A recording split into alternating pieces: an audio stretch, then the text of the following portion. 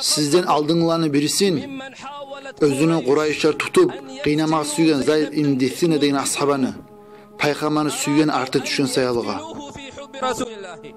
Geltirip, Makka'nın bir bazarlarına, qollarını sozu bilgen,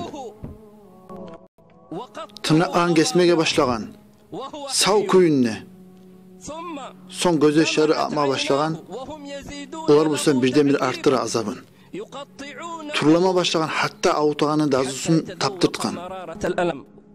Olar suya boğan özge ashabalığa yetiştirmege, sağar şüle etip turabız dep, sen paygambarını sügenge ve olar inanganla. Olar sayalga sen azaplanasan, olar sayalga turanasan gesetlege dep. Şu zaman Abu Sufyan gelgen, Zayd ibn Disinne'ni göz yaşar ağılganla. Abu Sufyan aytkan, Allah olar İslam dini nasip etkince aldın mı olgan? Onu esine gelgen, Zayd ibn Disinne'ni göz yaşar ağılganlar, çarxa beki avutkan sayalga dep. Tek, o korkan, onu şol göz yaşarı, korkagan sayalgadır ölmege, paygambarını görmey durup. Sağıngan göz yaşlar. Nege tuğule ol görüp dura özünü ölümü göz önüne turağanın.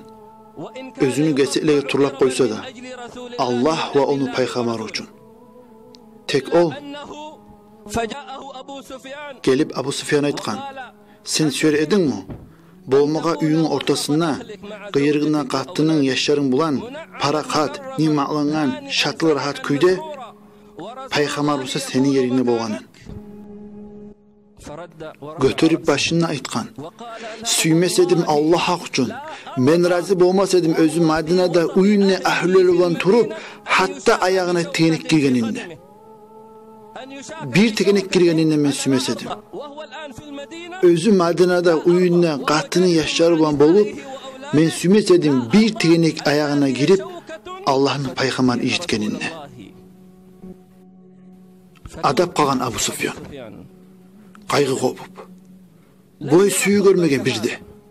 Ders, işli amallı. Bulay suyu bir de görmegen. O vaxtıda o qavmunu başçısı bolgan. Onun ihtiyarına barda buyruklar. Peygamber'e karşı tuğan askerin başçısı o vaxtıdaki. Özü İslam dinini kabul etkince geldi.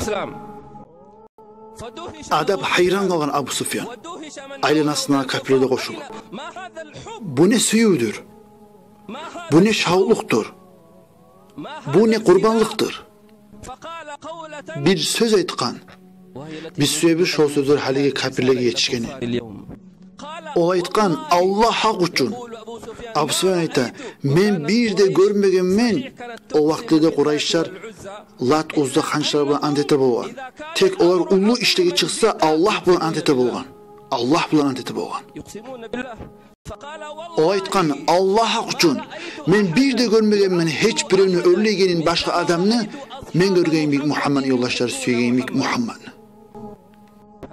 Bu tapşırığını yetiştirgen ashaba Zayd ibn Disinne. Yetişkin tapşırığı açık boğan Abu Sufyan'a da ve o da bulanğı kapirlegedi. Olar, siz ne etseniz de bizim cavlarımız kurbandır. Allah'ın elçisi